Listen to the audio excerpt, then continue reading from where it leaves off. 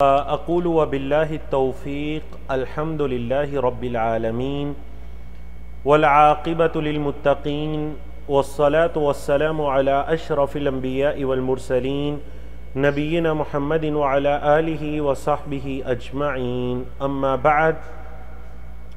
सीरत नबी सल्लल्लाहु अलैहि वसल्लम मुख्तसर कोर्स, आज उसका 10वां दिन। इस कोर्स का नाम रैहानुस सीरा, सबक नंबर 10, लेसन नंबर 10 के साथ हम आपके सामने मौजूद हैं। अल्लाह रब्बुल इज़्ज़त से उसकी आनत का, उसकी तौफ़ीक़ का और उसकी कबूलियत का सवाल करते हैं। आपके इल्म में है कि गुज़िश्ता तमाम असबाक में हमारा ये तरीक़ाकार रहा या फिर हमारी ये कोशिश रही कि हम अपने लेसन का आगाज़ इल्म के बारे में किसी आयत करीमा या नबी करीम सल्लल्लाहु अलैहि वसल्लम की हदीस मुबारका से करें, ताकि जिस इल्म को हम हासिल करने जा रहे हैं उस इल्म की अज़मत और उस इल्म की हैबत भी हमारे सीनों में उतरे। ये इल्म सिर्फ हमारे कानों तक ना रहे बल्कि कानों के ज़रिए हमारे दिलों पर ये असर कर सके।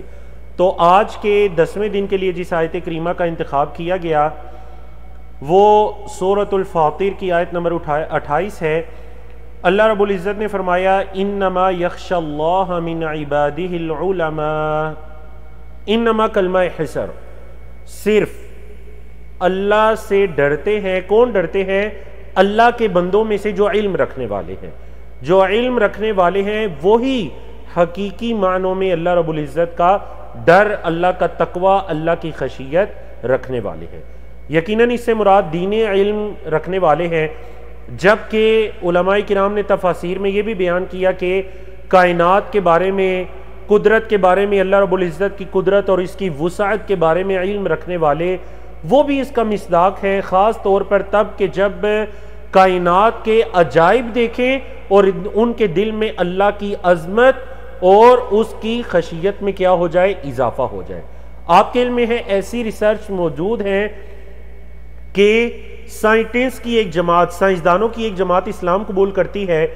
क्यों इस्लाम कबूल करती है? कि जब वो इस कायनात के निज़ाम को देखते हैं, इस कायनात में फैली हुई गैलेक्सियों को देखते हैं, इस कायनात की वुसअतों को देखते हैं, ज़मीनों आसमान, सूरज चांद सितारों को देखते हैं, तो जान लेते हैं कि इस निज़ाम को कोई चलाने वाली ज़ात है, इसको कोई पैदा करने वाली ज़ात है, तदबीर करने वाली ज़ात है। और वो कौन है? वो अल्लाह रब्बुल इज़्ज़त की ज़ात है। अल्लाहु अकबर। इमाम शाफी रहमहुल्लाह के खूबसूरत अशार आज के हमारे इस आयत करीमा से मुताल्लिक थे कि अल्लाह रब्बुल इज़्ज़त से डरते वो हैं जो अल्लाह के दीन का इल्म रखने वाले लोग हैं।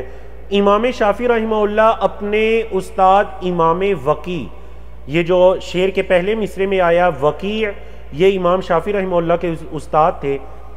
इमाम शाफी रहमहुल्लाह, जो आपके इल्म में है कि अल्लाह रब्बुल इज़्ज़त ने जिन 4 आइम्मा किराम को एक शर्फ़ व मंजिलत अता की, इमाम अबू हनीफ़ा रहमहुल्लाह, इमाम शाफी रहमहुल्लाह, इमाम मालिक रहमहुल्लाह, इमाम अहमद बिन हम्बल रहमहुल्लाह, इन चारों आइम्मा में इमाम शाफी रहमहुल्लाह ये तीसरे नंबर पर है अगर हम ज़माने के एतबार से देखें।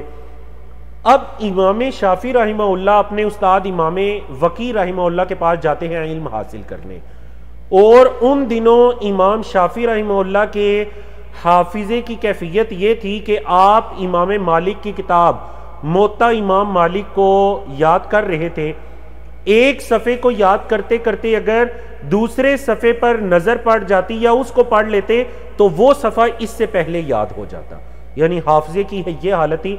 इसके बावजूद अपने उस्ताद इमाम वकी रहमहुल्लाह से शिकायत करते हैं। क्या शिकायत करते हैं? कहते हैं, शकौतु इला वकीअन सुअ हिफ्ज़ी, मैंने अपने उस्ताद इमाम वकी को यह शिकायत की कि मेरा हाफिज़ा बड़ा कमज़ोर है। फ़अरशदनी इला तर्किल मआसी, तो मेरे उस्ताद इमाम वकी रहमहुल्लाह ने मेरी रहनुमाई की। किसकी तरफ रहनुमाई की? इला तर्किल मआसी, गुनाहों को छोड़ दो। ए शाफ़ई, गुनाहों को छोड़ दो, तुम्हारा हाफिज़ा ठीक हो जाएगा। वह अख़बरनी, और मुझे बतलाया, क्या बतलाया? बि अन्नल इल्म नूरुन, कि ये जो इल्म है ये नूर है। व नूरुल्लाहि ला युअता लिआसी, और जो अल्लाह का ये नूर है, ये इल्म है, ये कभी गुनाहगार इंसान को नहीं दिया जाता। अल्लाहु अकबर। इन्नमा यख्शल्लाह मिन इबादिहिल उलमा, इल्म रखने वाले ही हकीकी मानों में अल्लाह का तकवा, अल्लाह की खशियत रखने वाले होते हैं। और जिस दिल में अल्लाह का तकवा, अल्लाह की खशियत आती है, वहाँ अल्लाह के इल्म का नूर भी उतना ही ज़्यादा होता जाता है, बढ़ता होता जाता है। अल्लाह हमें तौफीक अता करे। आयत करीमा, हर हफ्ते के अंदर हम एक आयत करीमा का इंतखाब करते हैं नबी करीम सल्लल्लाहु अलैहि वसल्लम की शान व मंजिलत, कदर व मंजिलत में। इस हफ्ते की जो आयत करीमा है वो सूरत तौबा की आयत नंबर 33 है। अल्लाह रब्बुल इज़्ज़त ने फरमाया, हुवल्लज़ी अरसल रसूलहु बिल हुदा व दीनिल हक़्क़ि लियुज़हिरहु अलद्दीन कुल्लिहि वलौ करिहल मुशरिकून। अल्लाह रब्बुल इज़्ज़त ने फरमाया कि अल्लाह वो ज़ात है जिसने अपने रसूल सल्लल्लाहु अलैहि वसल्लम को भेजा। किसके साथ भेजा? बिल हुदा, हिदायत को देकर भेजा, व दीनिल हक़्क़, और दीन हक़ को देकर भेजा। वजह क्या है भेजने की? लियुज़हिरहु अलद्दीन कुल्लिहि, ताकि वो इस दीन इस्लाम को तमाम अदियान पर गालिब कर दे। वलौ करिहल मुशरिकून, अगरचे मुशरिकीन इस चीज़ को नापसंद ही क्यों ना करते हों। अल हुदा से, इस आयत करीमा में अल हुदा से क्या मुराद है? अल हुदा से मुराद इल्म नाफे है, कुरान मजीद है, नबी करीम सल्लल्लाहु अलैहि वसल्लम की अहादीस है। दीनुल हक़, दीन हक़ से क्या मुराद है? दीन हक़ से मुराद आमाल सालिहा है। आमाल सालिहा या अमल सालिह किसको कहते हैं? वो अमाल या वो अमल जिसमें दो चीजें पाई जाए। पहली चीज इखलास, कि वो अमल इखलास के साथ किया जाए, एक अल्लाह को राजी करने के लिए। दूसरी शर्त क्या है? आप सल्लल्लाहु अलैहि वसल्लम की इत्तिबा, कि नबी करीम सल्लल्लाहु अलैहि वसल्लम के तरीके के मुताबिक किया जाए। तो ये किसी भी अमल की दो बुनियादी शुरूत हैं उसकी कबूलियत की। दीन हक़ से मुराद ये आमाल सालिहा हैं। लियुज़हिरहु अलद्दीन कुल्ली से क्या मुराद है? कि दीन इस्लाम का तमाम अदियान पर गलबा। जैसा कि नबी करीम सल्लल्लाहु अलैहि वसल्लम ने सही मुस्लिम की इस हदीस मुबारक में इरशाद फरमाया कि इन्नल्लाह ज़वालियल अर्द फ़रअयतु मशारिक़हा व मग़ारिबहा व इन्न उम्मती सयबलुगु मुल्कुहा मा ज़ुविया ली मिनहा। अल्लाह रब्बुल इज़्ज़त ने मशरिकों मगरिबों को मेरे लिए समेट दिया। मैंने ये देखा कि मेरी उम्मत की बादशाहत, मेरी उम्मत की मुल्क, मेरी उम्मत की हुकूमत वहां तक पहुंचेगी जहां तक अल्लाह रब्बुल इज़्ज़त ने मेरे लिए ज़मीन को समेट दिया। यानी इस ज़रूए ज़मीन की मशरिकों में मगरिबों में मेरी उम्मत की हुकूमत ज़रूर पहुंचेगी। ये नबी करीम सल्लल्लाहु अलैहि वसल्लम की बेहतरीन पेशन गोई है और ये क़यामत से पहले ज़रूर ये मंज़र हम इंशाअल्लाह देखेंगे। जी बारकल्लाहु फ़ीकुम। आते हैं बाकायदा आज के सबक नंबर 10 की तरफ। सबक नंबर 10 में इंशाअल्लाह हम सबक नंबर 9 की दोहराई करेंगे। सबक नंबर 10 के हम 10 मौज़ूआत को पढ़ेंगे और सीरत से मुताल्लिक आज का नुक्ता तालीम क्या है हम इसको पढ़ेंगे इंशाअल्लाह। जी तो सबक नंबर 9 की दोहराई कीजिए। गुज़िश्ता इतवार को जो हमने सबक नंबर 9 पढ़ा उसमें हमने कुल 10 मौज़ूआत को पढ़ा। अगर हम हिजरी के एतबार से देखें तो सन 4 और 5 हिजरी के हालात वाक़यात को हमने सबक नंबर 9 के अंदर पढ़ा। अब देखिए 10 मौज़ूआत कौन कौन से। काब बिन अशरफ जो कि एक यहूदी सरदार था, नबी करीम सल्लल्लाहु अलैहि वसल्लम और दीन इस्लाम मुस्लिम ख़वातीन का मजाक उड़ाया करता था। नबी करीम सल्लल्लाहु अलैहि वसल्लम ने सहाबा को भेजकर उस मुहिम पर भेजा और उसको कत्ल कर दिया गया इस गुस्ताखी के ज़ुमरे में।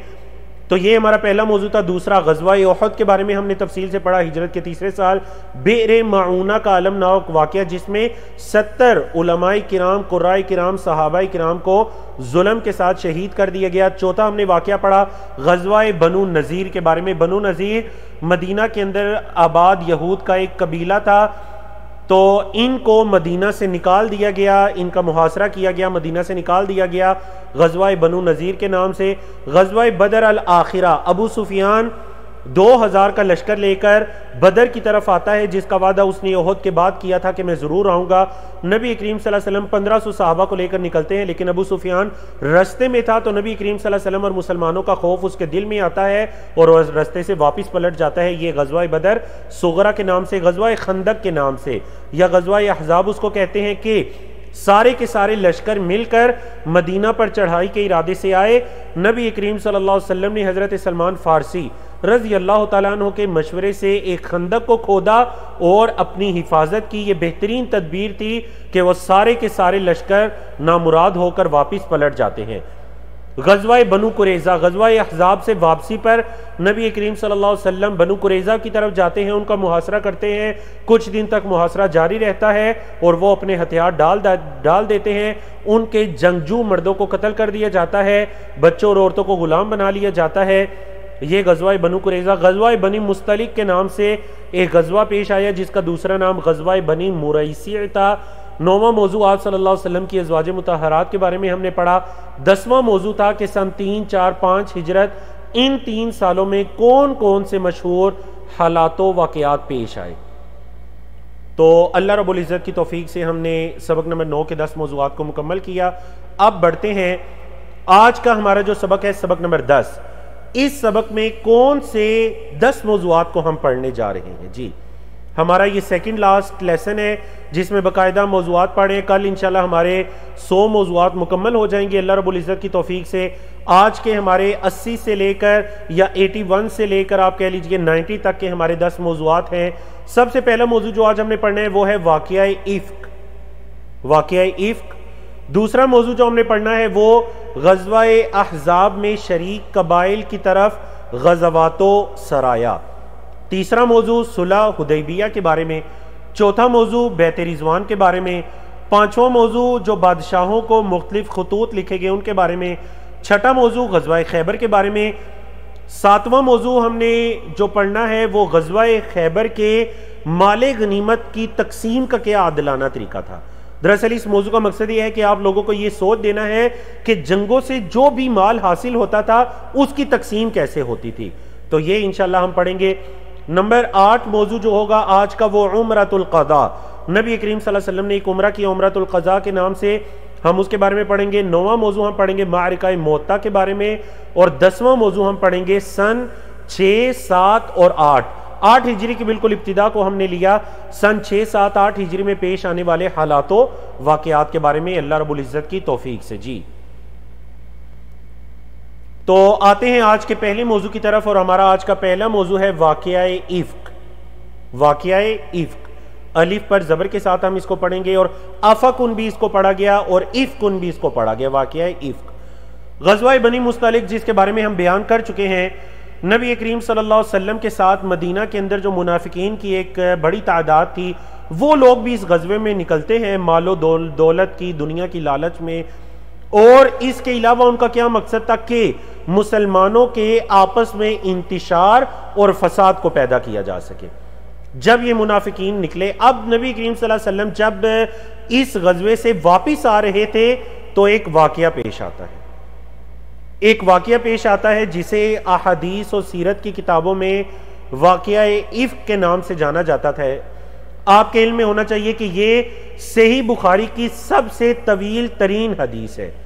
सही बुखारी की सबसे तवील हदीस हदीस इफ़्क या वाक़या इफ़्क या क़िस्सतु इफ़्क के बारे में है।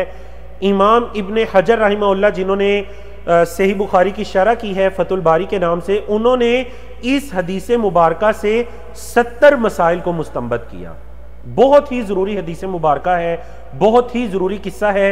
अल्लाह के नबी अलैहिस्सलातु वस्सलाम के असहाब के मुकाम के बारे में और ख़ास कर उम्मुल मोमिनीन हज़रत आयशा सिद्दीक़ा रज़ी अल्लाह तआला अन्हा के मुकाम और उनकी मंजिलत के बारे में सही बुखारी के अंदर ये तफसील से वाक़या मौजूद है। 2661 नंबर पर जो हदीस है उसमें हम यहाँ पर अपने अल्फाज में इख्तिसार के साथ इस वाक़ये को बयान करते हैं। हज़रत आयशा सिद्दीक़ा रज़ी अल्लाह तआला अन्हा ही अपने बारे में, यानी इस हदीस की राविया भी हज़रत आयशा खुद हैं, बयान करती हैं कि नबी करीम सल्लल्लाहु अलैहि वसल्लम जब भी सफ़र का इरादा करते तो कुरानदाजी किया करते थे। बनी मुस्तलिक के लिए जब सफ़र का इरादा किया, कुरानदाजी की, तो मेरा नाम उस कुरे में निकला तो सफ़र के लिए मेरा इंतखाब हुआ। मैं नबी करीम सल्लल्लाहु अलैहि वसल्लम के साथ सफ़र पर गई। अब जब वापिस आ रही थी, वापसी पर एक वाक़या पेश आया कि मैं जिस जगह हमने पड़ाव डाला था, तमाम लश्कर ने जिस जगह पर पड़ाव डाला, तो मैं उस लश्कर से कुछ दूर क़ज़ाए हाजत के लिए गई। अब जब मैं वहां पर गई तो मेरा एक हार वहां पर टूट कर गिर गया। जब मैं वापस पलटी तो मुझे महसूस हुआ कि मेरा तो हार ही नहीं है गले में। मैं वापस गई कि उस हार को तलाश करूं, हार नहीं मिल रहा था मुझे। वहां पर कुछ देर हो गई। जब हार मिला मैं हार लेकर वापस आई तो मैंने क्या देखा कि काफिला जा चुका है। हुआ इस तरह कि उस वक्त हजरत आयशा सिद्दीक़ा रज़ी अल्लाह तआला अन्हा की उम्र बिल्कुल छोटी उम्र थी और जिसामत भी बिल्कुल दुबली पतली थी। तो लश्कर के लोगों ने यह समझा कि शायद ये जो खौदज नामी एक डोली होती है जिसको ऊंट के ऊपर रखा जाता है, तो हजरत आयशा रज़ी अल्लाह तआला अन्हा इसके अंदर मौजूद हैं। उन्होंने इस डोली को उठाया, ऊंट के ऊपर रखा और काफिला चल पड़ा इस गुमान में कि डोली के अंदर हजरत आयशा मौजूद है, लेकिन हजरत आयशा रज़ी अल्लाह तआला अन्हा उसमें मौजूद नहीं थी।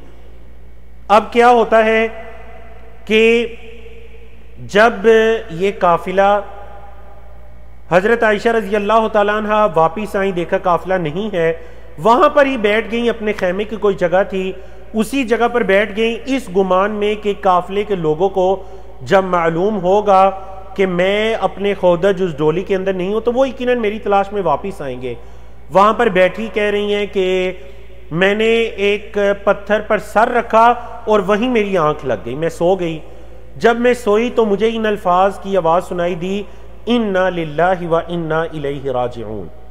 मैं उठी, मैंने देखा तो वो हजरत सफवान बिन मुअत्तल सुलमी रज़ी अल्लाह तआला अन्हु थे। उस वक्त तक पर्दे का हुक्म नाजिल नहीं हुआ था, तो उन्होंने हजरत आयशा को देखा हुआ था। उन्होंने फौरन पहचान लिया कि ये तो उम्मुल मोमिनीन हजरत आयशा है। बस ये अल्फाज उनकी जुबान से मैंने सुने, इन्ना लिल्लाहि। पूरे रास्ते में मैंने इसके अलावा उनकी जुबान से कोई अल्फाज नहीं सुने, ना उन्होंने मेरी आवाज सुनी ना मैंने उनकी आवाज सुनी। उन्होंने अपनी ऊंटनी को बैठाया, मैं उस ऊंटनी पर सवार हुई और हम चल पड़े। चलते चलते चलते दोपहर के वक्त हम उस काफिले को मिल गए। जब हम उस काफिले को मिले, लोगों ने हमें आते हुए देखा।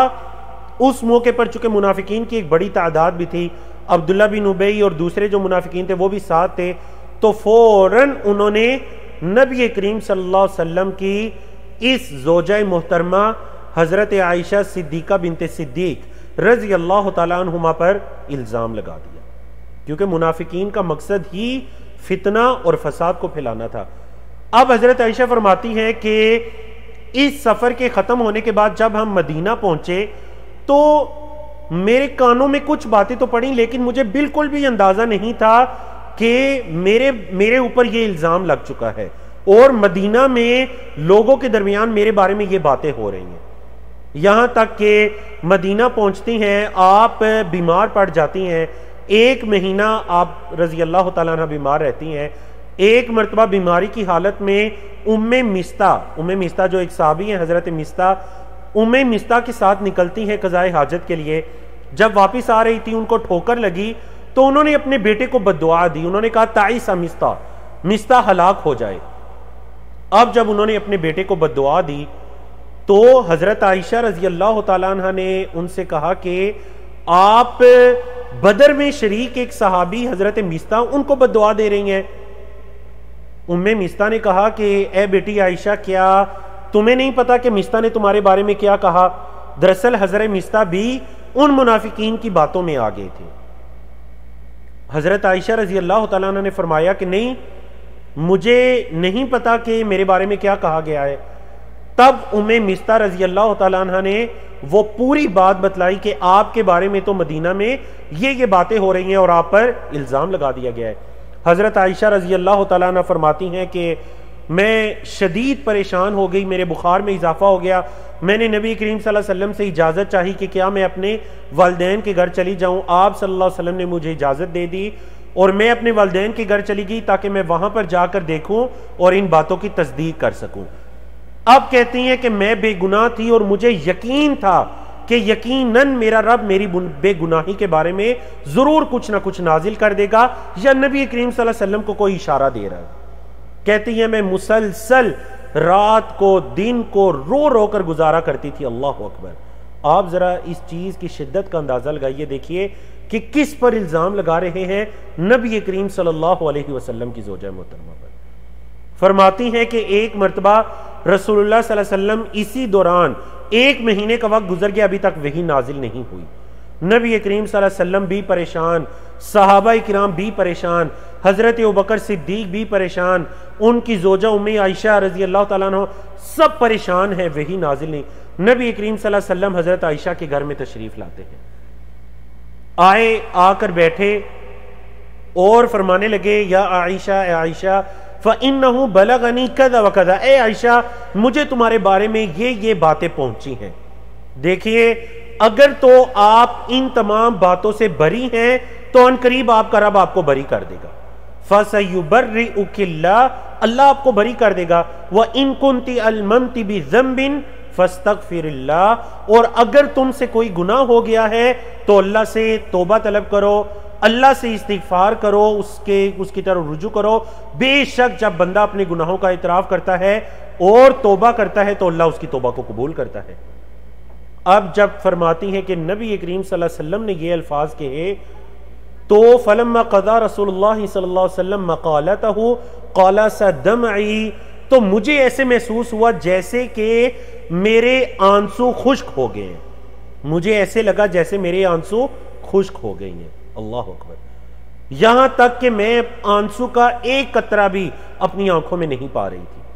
मैंने अपने वालिद ग्रामी हजरत अबू बकर सिद्दीक से कहा कि रसूलुल्लाह सल्लल्लाहु अलैहि वसल्लम को मेरी तरफ से जवाब दीजिए।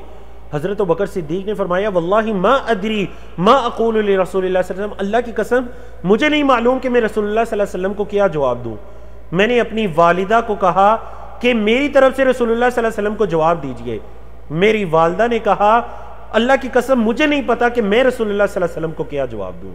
अब मेरी और आपकी मां उम्मुल मोमिनीन हजरत आयशा सिद्दीका रजी अल्लाह तआला अन्हा की बेबसी देखिए।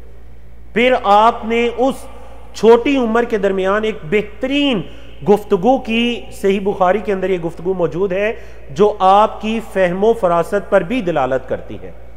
उम्मुल मोमिनीन फरमाती हैं कि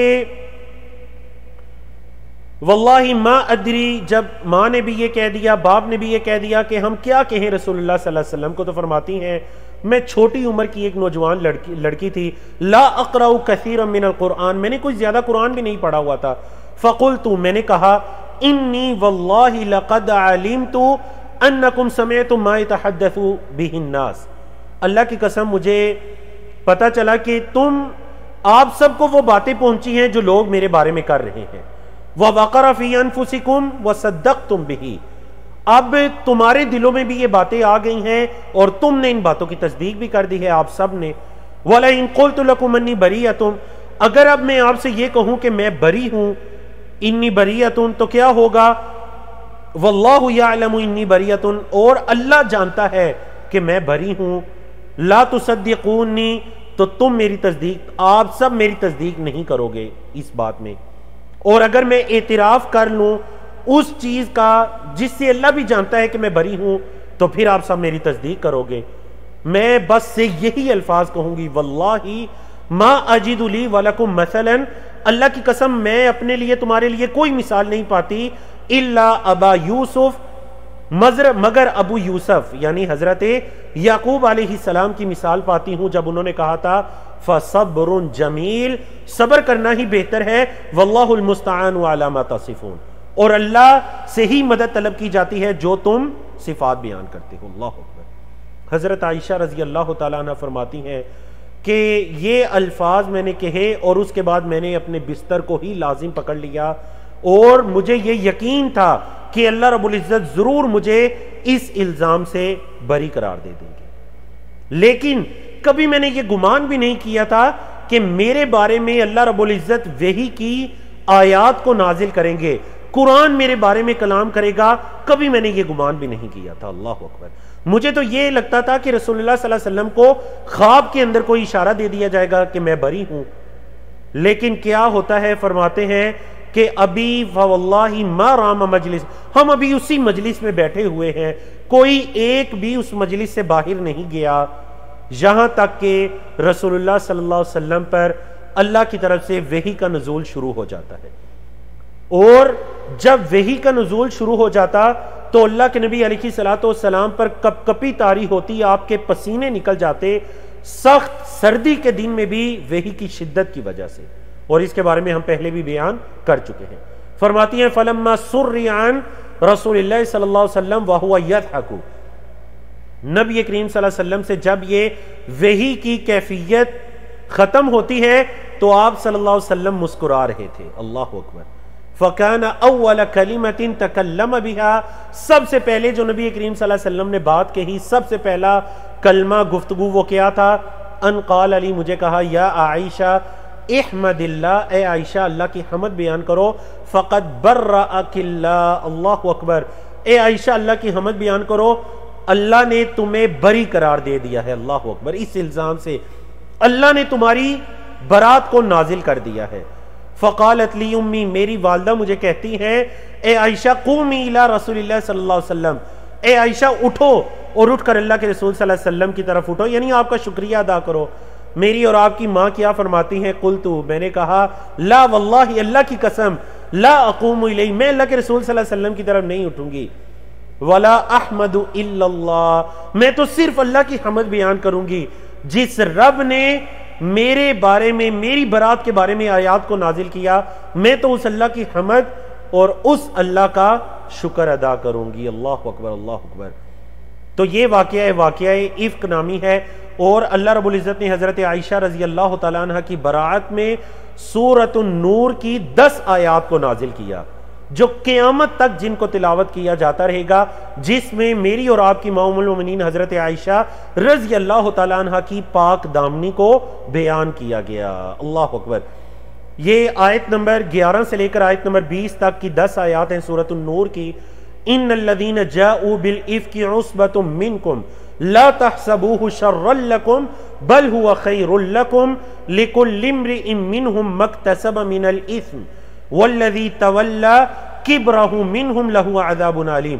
ये जो वल्लज़ी तवल्ला किब्रहु, इससे मुराद अब्दुल्लाह बिन उबई है कि वो जो बड़ा मुनाफिक है, इससे मुराद वो है, लौला इज़ समिअतमूहु ज़न्नल मुअमिनून वल मुअमिनातु बिअनफुसिहिम खैरा वक़ालू हाज़ा इफ़्कुम मुबीन। अल्लाहु अकबर। तो ये तमाम आयत हत्ता कि आयत नंबर 20 व अन्नल्लाह रऊफ़ुर रहीम, ये तमाम आयात अल्लाह रब्बुल इज़्ज़त ने हज़रत आयशा रज़ी अल्लाह तआला अन्हा की बरात में इन आयात को नाजिल किया। आप भी ज़रूर इन आयात के बारे में, जी बिल्कुल, वल्लज़ी तवल्ला किब्रहु मिनहुम लहु अज़ाबुन अज़ीम, उसके लिए बड़ा अजाब है। तो आप भी ज़रूर इन आयात की आप कह लीजिए तर्जमा पढ़िएगा, तफसीर पढ़िएगा, पूरी सूरतुन नूर पढ़िएगा। ख़ासकर हमारी जो बहनें हैं, माएँ बेटियाँ, वो लाजिमन सूरतुन नूर को पढ़ें, क्योंकि अल्लाह रब्बुल इज़्ज़त ने खुसूसी इस सूरत के अंदर औरतों के बारे में, उनकी पाक दामनी के बारे में और इन तमाम चीज़ों के बारे में बयान किया। अल्लाह रब्बुल इज़्ज़त हमें तौफीक अता करे। जी, आज के दूसरे मौजू की तरफ आते हैं, और दूसरा मौजू आज का ग़ज़वा-ए अहज़ाब में शरीक कबाइल से बदला। आपके इल्म में है, हम पढ़ चुके हैं ग़ज़वा-ए अहज़ाब। इस ग़ज़वे में क्या हुआ था कि अहज़ाब, हिज़्ब उनकी जमा है, मुख्तलिफ लश्कर जमा होकर मुसलमानों के मुकाबले के लिए मदीना मुनव्वरा में आ पहुंचे थे। अल्लाह रब्बुल इज़्ज़त ने उनको नेस्तो नाबूद किया, ना मुराद होकर वो वापस पलटते हैं। लेकिन अब जब नबी करीम सल्लल्लाहु अलैहि वसल्लम ग़ज़वा-ए मुरैसी या ग़ज़वा-ए बनु मुस्तलिक से भी वापस आ चुके, तो आप सल्लल्लाहु अलैहि वसल्लम ने यह इरादा किया सन 6 हिजरी की बिल्कुल इब्तिदा में कि क्यों ना वो जो कबाइल ग़ज़वा-ए अहज़ाब में शरीक हुए थे, एक एक करके उन कबाइल की तरफ मुहिम्मों को भेजा जाए, फौजी दस्तों को भेजा जाए, ताकि उन कबाइल से बदला लिया जाए। और इसका मकसद भी मदीने के अंदर रहने वाले मुसलमानों की या लोगों की जानों की हिफाजत था, ताकि कल कोई ऐसा मौका ना आए कि ये कबाइल दोबारा उठकर मदीने के मुसलमानों के खिलाफ फिर से ये चढ़ाई का कोई इरादा करे। तो नबी करीम सल्लल्लाहु अलैहि वसल्लम ने बेहतरीन हिकमत अमली के साथ एक एक कबीले की तरफ, कभी आप खुद निकले और कभी आपने कोई छोटा लश्कर इनमें से एक एक कबीले की तरफ रवाना फरमाया। रबीउल अव्वल सन 6 हिजरी में आप सल्लल्लाहु अलैहि वसल्लम ने ग़ज़वा-ए बनु लिहयान के में आप सल्लल्लाहु अलैहि वसल्लम खुद निकले और आप सल्लल्लाहु अलैहि वसल्लम ने हमला किया और वो पूरा कबीला बिखर कर रह गया, तफर्रक़ू। रबीउल अव्वल उसी महीने में सन 6 हिजरी में हज़रत उकाशा बिन मोहसिन या महसिन की क़ियादत में बनु असद की तरफ एक सरिया, यानी जिसके बारे में हम बता चुके हैं सराया, सरिया तो उनकी जमा छोटा लश्कर जो 100 या 300 अफराद तक उसकी तादाद होती है, नबी करीम सल्लल्लाहु अलैहि वसल्लम ने उनकी तरफ भेजा, बनु असद की तरफ रवाना फरमाया। वो भी क्या हुआ कि जब लश्कर ने हमला किया तो वो अपने घरों को छोड़कर भाग निकले। फिर अगले महीने रबीउल आखिर में नबी करीम सल्लल्लाहु अलैहि वसल्लम ने मोहम्मद बिन मसलमा की क़ियादत में बनु सालिबा की तरफ एक लश्कर देकर भेजा और उन्होंने बनु सालिबा जो कि गतफान की शाख थे, उन्होंने भी इस कबीले पर हमला किया और ये बिखर गए। जी, इसी महीने रबीउल आखिर में सन 6 हिजरी में ही नबी करीम सल्लल्लाहु अलैहि वसल्लम ने हजरत अबू उबैदा बिन जर्राह रजी अल्लाह तआला अन्हु की क़ियादत में एक सरिया, एक कबीला जिसको जुल क़स्सा या दिल क़स्सा कहते हैं, उस कबीले की तरफ एक छोटा सरिया रवाना फरमाया। हजरत अबू उबैदा बिन जर्राह की क़ियादत में इन्होंने जाकर हमला किया और उस कबीले का माल गनीमत भी लेकर वापिस मदीने लौटते हैं। जी, सन 6 हिजरी रबीउल आखिर का वही महीना है, नबी करीम सल्लल्लाहु अलैहि वसल्लम ने कमाल हिकमत अमली के साथ बनु सुलेम की तरफ हजरत ज़ैद बिन हारिसा रज़ी अल्लाह तआला अन्हु, जो आपके मुंह बोले बेटे भी थे, उनको रवाना फरमाया और वो भी कामयाब लौटते हैं। अगला महीना आता है जुमादा अल ऊला का महीना, हिजरत का 6ठा साल है। ज़ैद बिन हारिसा रज़ी अल्लाह तआला अन्हु बड़े बहादुर सहाबी, अल्लाह के नबी अलैहिस्सलातु वस्सलाम के आज़ाद करदा गुलाम, आपके मुंह बोले बेटे हजरत ज़ैद बिन हारिसा की क़ियादत में ही कुरैश के एक काफिले को रोकने के लिए एक लश्कर भेजा सरिया की सूरत में। अब हजरत ज़ैद की क़ियादत में जब ये लश्कर जाता है, ना सिर्फ उन्होंने जाकर कुरैश के उस काफिले को रोका, बल्कि तमाम लोगों को कैदी बनाकर और उनके माल को माल गनीमत बनाकर मदीना वापस लौट आए। अच्छा, इन्हीं कैदियों में नबी करीम सल्लल्लाहु अलैहि वसल्लम की साहिबजादी हजरत ज़ैनब रज़ी अल्लाह तआला अन्हा के जो शोहर हैं वो भी इन्हीं कैदियों के अंदर मौजूद थे। अब ये अबुल आस थे, इन्होंने अभी तक इस्लाम कबूल नहीं किया था। हजरत ज़ैनब भी इनके इंतजार में थी कि अल्लाह उनको हिदायत दे और वो इस्लाम कबूल करें और मदीने हिजरत करके आ जाएं। जब इस लश्कर के अंदर ये भी कैदियों की सूरत में आते हैं तो हजरत ज़ैनब रज़ी अल्लाह तआला अन्हा ने इनको पनाह देना चाहिए। अच्छा, जब इनको पनाह देना चाहिए तो क्या होता है कि हजरत अल्लाह के नबी अलैहिस्सलातु वस्सलाम ने अपनी बेटी का लिहाज करते हुए जो मक्का के या कुरैश के जितने भी कैदी थे उन सब को क्या किया, छोड़ दिया और उनका माल क्या कर दिया, वो भी उनको लौटा दिया।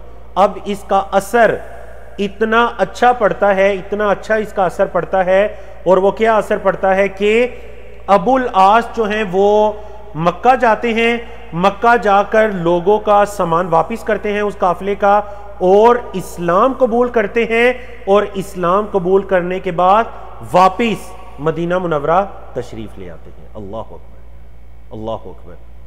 और हजरत ज़ैनब रज़ी अल्लाह तआला अन्हा आपकी दोबारा से जोजा कहलाती है, जो कि वही पुराना निकाह था, लेकिन चूंकि वो कुफर की हालत में थे इस वजह से आप रज़ी अल्लाह तआला अन्हा, आपकी साहिबजादी, आप सल्लल्लाहु अलैहि वसल्लम की साहिबजादी, आपने इस्लाम कबूल कर लिया था, तो वो इस्लाम कबूल करने के बाद वो भी मदीना मुनव्वरा वापिस तशरीफ ले आते हैं। जी, आज का हमारा तीसरा और ज़रूरी मौजू वो है सुलह हुदैबिया के नाम से। सुलह हुदैबिया बहुत ही ज़रूरी वाक़या, और ये वो वाक़या है जिससे मुसलमानों के लिए फतह मक्का का रास्ता खुलता है।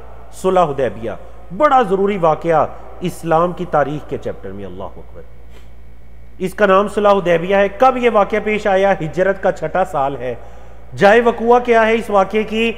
मक्का मुकरमा में दाखिल होने से पहले हुदैबिया के इर्द गिर्द उस जगह पर यह वाक़या पेश आता है। फरीकैन कौन से हैं? एक फरीक मुसलमान हैं और दूसरे फरीक मक्का के मुशरिकीन हैं। असबाब क्या हैं?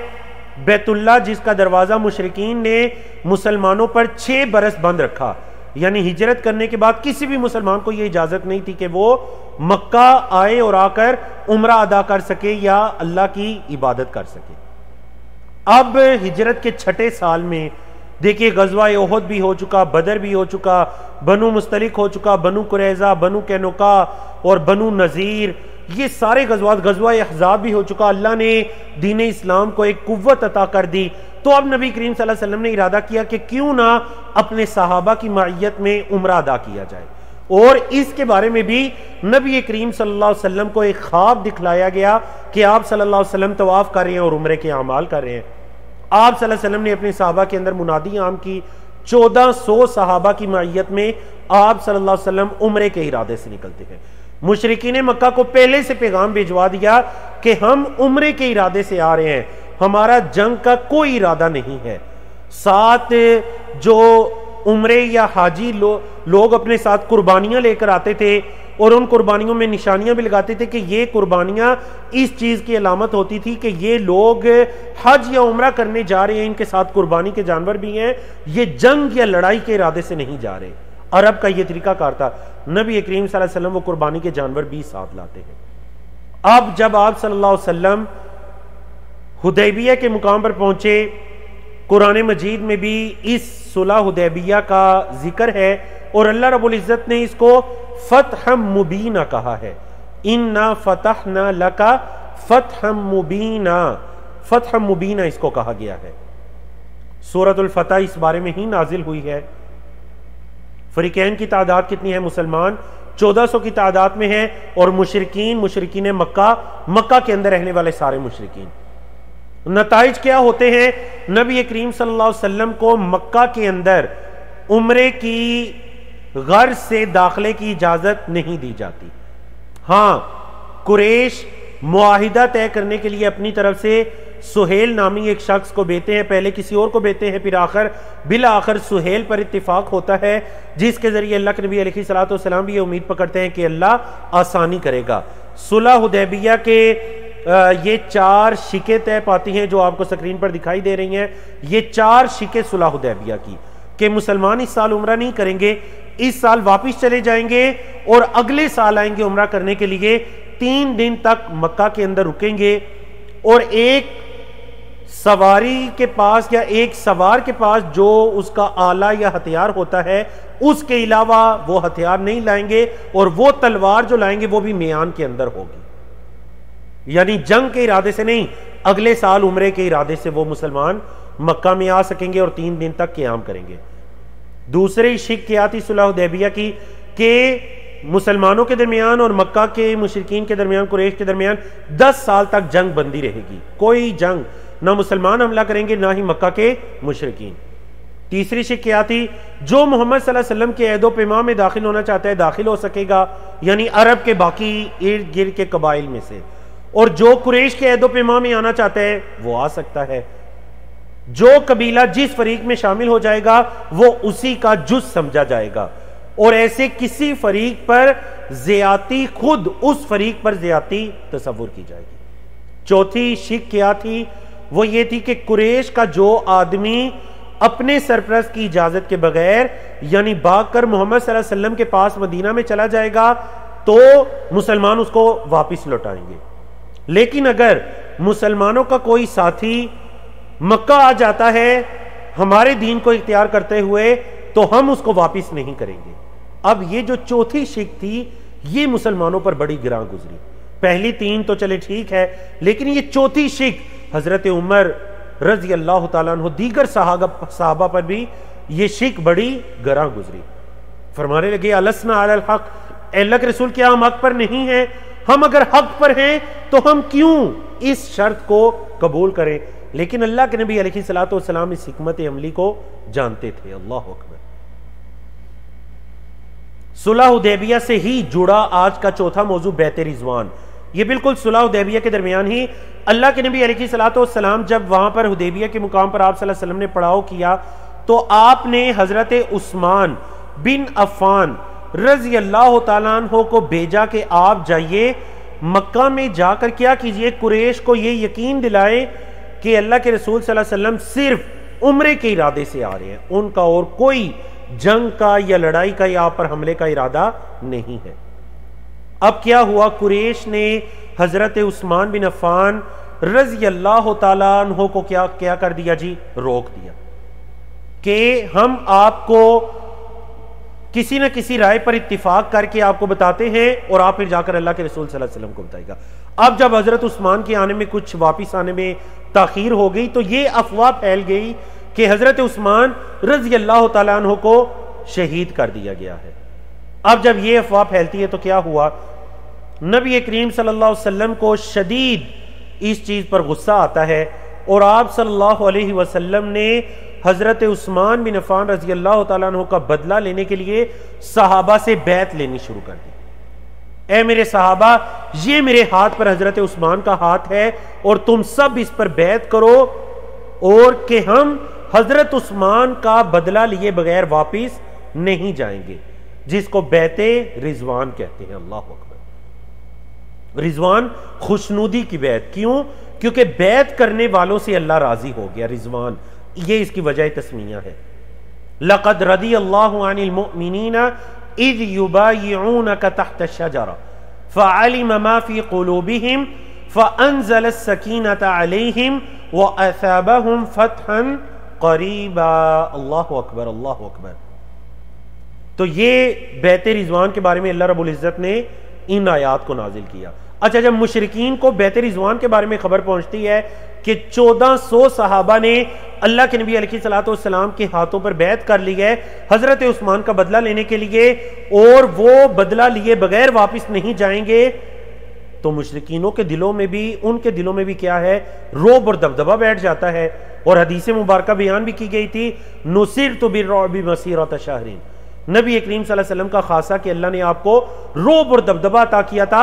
आपका दुश्मन 1 महीने की मुसाफत आपसे दूर होता तो उसके दिल में आपका रोब और दबदबा बैठ जाता था। अब क्या होता है, मुशरिकीन डर जाते हैं और उन्होंने जल्दी जल्दी सुलह करने के लिए किसी को भेज दिया कि आप जाइए और जाकर अल्लाह के नबी अलैहिस्सलाम से सुलह कीजिए, जिस सुलह को सुलह हुदैबिया कहा जाता है।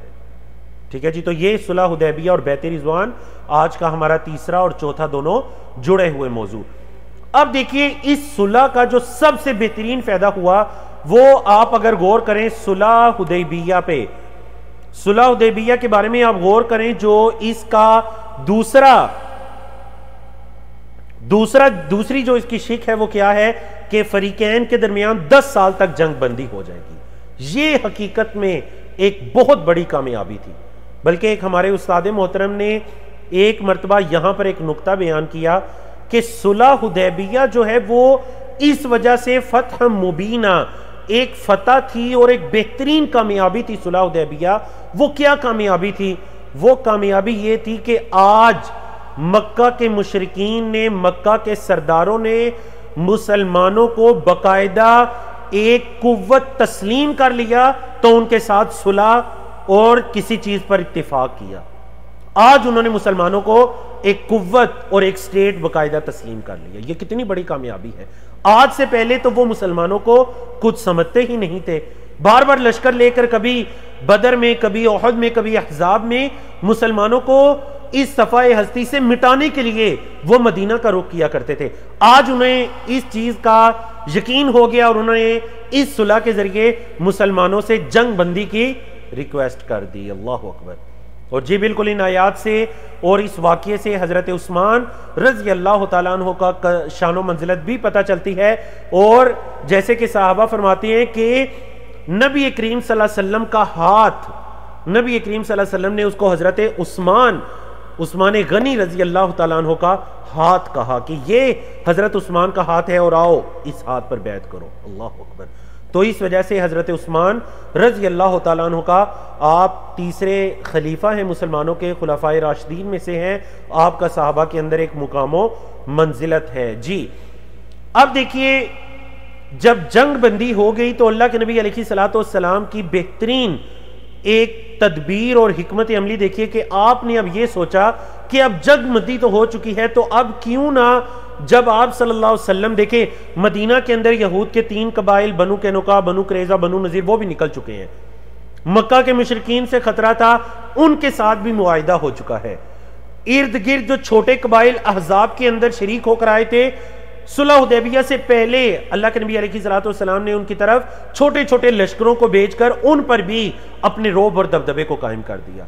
अब ये वो मुकाम था कि इस्लाम की दावत एक आलमी दावत है। वमा अरसलनाका इल्ला रहमतल लिल आलमीन। इस आलमी दावत को दीगर मक्का से बाहर और अरब के अंदर और अरब से भी बाहर जो दूसरी रियासतें हैं, सल्तनतें हैं, हुकूमतें हैं, उन तक भी पहुंचाया जाए। तो अल्लाह के नबी अलैहिस्सलाम ने क्या हिकमत अमली अपनाई कि आप सल्लल्लाहु अलैहि वसल्लम ने मुख्तलिफ बादशाहों को खुतूत रवाना किए। यहां इख्तिसार के साथ आप कह लीजिए कि उसका जिक्र किया जाता है। अल्लाह के नबी अलैहिस्सलाम ने हबशा के हाकिम असहमा नजाशी, पहले भी बताया गया कि नजाशी उसका लकब था, उसका नाम असहमा था, उनकी तरफ अमर बिन उमैया अद-दमरी को भेजा और उन्होंने जाकर अल्लाह के नबी अलैहिस्सलाम का खत दिया। नजाशी जो थे असहमा, उन्होंने इस्लाम कबूल कर लिया। और आपके इल्म में है कि अल्लाह के नबी अलैहिस्सलाम ने इनका नमाज जनाजा भी मदीना में पढ़ाया था, गायबाना नमाज जनाजा।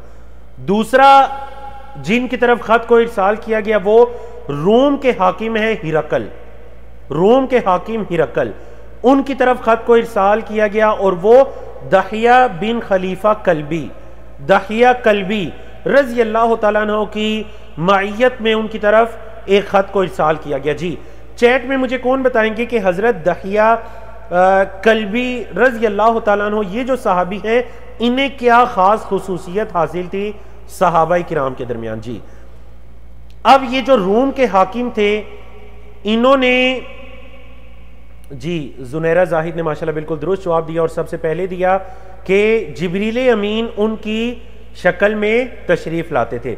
जिब्रील अमीन जब इंसानी शक्ल में अल्लाह के नबी अलैहिस्सलाम के पास आते तो हजरत दहिया कल्बी रजी अल्लाह तआला अन्हु की शक्ल में आते। तो जी माशाल्लाह आपकी तरफ से 20 जवाब माशाल्लाह चैट में हमें मौसूल हुए। अकरमकुमुल्लाह व बारकल्लाहु फीकुम व अहसनल्लाहु इलैकुम।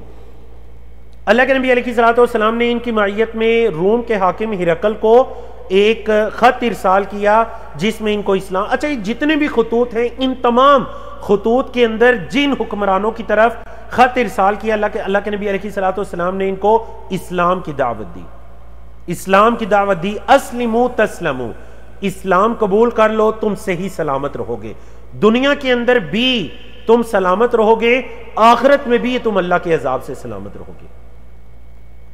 जी इसने यानी इसके दिल में इस्लाम की अजमत थी, नबी करीम सल्लल्लाहु अलैहि वसल्लम की सदाकत के बारे में भी इसको पता था, लेकिन इसने अपनी हुकूमत जाने के डर से इस्लाम कबूल नहीं किया और नसरानियत पर ही रहा। तीसरा जिनकी तरफ लश्कर रवाना किया या खत देकर रवाना किया, हातिब बिन अबी बल्ता को रवाना किया। अस्कंदरिया के हाकिम है मुकौकस, मुकौकस है किब्त जो नामी एक किब्ती लोग थे, उनके ये बादशाह थे, अजीमुल किब्त उनके बादशाह थे। उनकी तरफ अल्लाह के नबी अलैहिस्सलाम ने हजरत हातिब बिन अबी बल्ता को रवाना किया तो उसने इस्लाम कबूल नहीं किया, लेकिन अल्लाह के नबी अलैहिस्सलाम के इकराम के लिए आपकी तरफ तोहफे तहाइफ भी भेजे। चौथा जो खत रवाना किया गया वो किसरा, किसरा जो कि फुर्स का हाकिम था। फुर्स, अल्लाह के नबी अलैहिस्सलाम में जो रूम और फुर्स की दो बड़ी ताकतें थी, फुर्स जिसका नाम अब्रावेज बिन हुरमुज था, इब्ने हुरमुज, उसको किसरा बिन हुरमुज भी कहा जाता था। किसरा उसका लकब था जो कि फुर्स के हाकिम का लकब हुआ करता था। अब ये किसरा की तरफ जब खत रवाना किया तो इसने किस सहाबी की मायत में, अब्दुल्ला बिन हुज़ाफा अस्सहमी रजी अल्लाह तआला अन्हु की मायत में, इसने अल्लाह के नबी अलैहिस्सलाम के खत को फाड़ दिया और गुस्सा किया, खत को टुकड़े टुकड़े कर दिया। अल्लाह के नबी अलैहिस्सलाम ने बद्दुआ दी कि जिस तरह इसने मेरे खत को टुकड़ा टुकड़े किया, अल्लाह इसकी बादशाहत को भी टुकड़े टुकड़े कर दे। और तारीख के अंदर यह आया कि इसकी बादशाहत को भी टुकड़े टुकड़े कर दिया गया। जी 5वें नंबर पर यमामा के हाकिम सुमामा बिन उसाल की तरफ खत भेजा गया। वो इस वक्त तक इस्लाम ना लाए मगर बाद में वो इस्लाम कबूल कर लिया उन्होंने। बहुत ही खूबसूरत उनका वाक़या हजरत सुमामा बिन उसाल रजी अल्लाह तआला अन्हु, बहरैन के बादशाह जो मुंजिर बिन सावा अल आबदी थे, उनकी तरफ भी खत रवाना किया गया आला हदनमी रजी अल्लाह तआला अन्हु की मायत में, और उन्होंने भी इस्लाम कबूल कर लिया। बुसरा, ये लफ्ज क्या है, बुसरा के जो हाकिम है उनकी तरफ हारिस बिन उमैर को आप कह लीजिए कि रवाना किया गया। उन्होंने भी क्या किया, आपके जो पैगाम रसा थे उनको कत्ल कर दिया। इसके अलावा भी बाज हाकिमों और सरदारों की तरफ खतूत को रवाना किया गया, और खैबर के जो यहूद थे उनकी तरफ भी खतूत को रवाना किया गया, अहले नजरान की तरफ, और इसी तरह उम्मान के जो हाकिम थे उनकी तरफ भी अल्लाह के नबी अलैहिस्सलाम ने खतूत को रवाना किया। बारकल्लाहु फीकुम। जी, तो ये था मुख्तलिफ बादशाहों की तरफ इस्लाम की दावत के जो खतूत रवाना किए गए। आज का हमारा जो छठा मौजू है वो है ग़ज़वा खैबर से मुताल्लिक। तमहीद सारी वही है जो कि हमने खतूत अरसाल करने से पहले बांधी कि अल्लाह के नबी अलैहिस्सलाम अब मक्का के मुशरिकीन से बिल्कुल अमन में आ चुके थे, क्योंकि जंग बंदी का मुआहिदा हो चुका था।